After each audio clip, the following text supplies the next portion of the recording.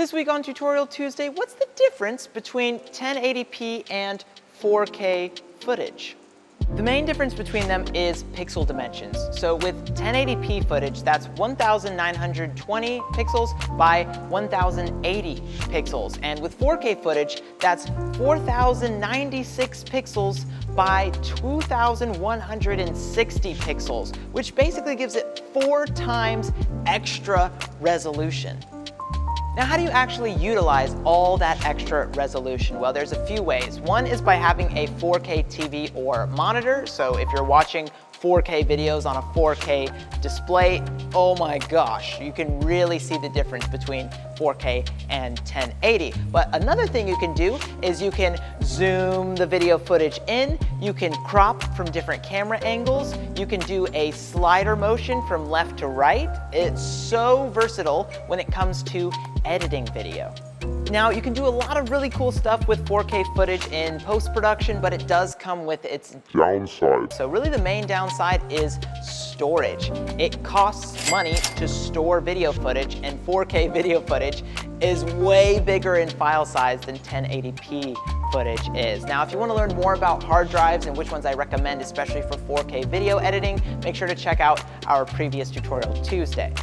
Another downside to 4K footage is you need a very powerful computer to be able to handle it. Let's see how truly large the task of editing 4K footage is for a laptop. Here we go.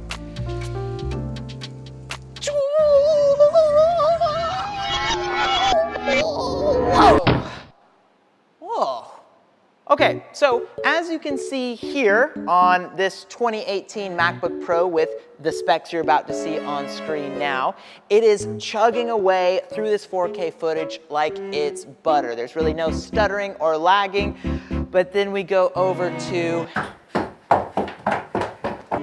this laptop here. This is a 2012 MacBook Pro, and it's really having a hard time dealing with this. Ugh, so sad to see. So at the end of the day, why would you shoot in 4K? Well, there's really only a few reasons. Number one, if you just like the ability to be in post-production and cut your video footage in, or slide it left and right, or wiggle it all around, then 4K totally makes sense. Or if you, let's say, have a client that wants to display their video footage on a huge 4K monitor, then okay, 4K makes sense. But for the average user, 4K is completely overkill and totally unnecessary.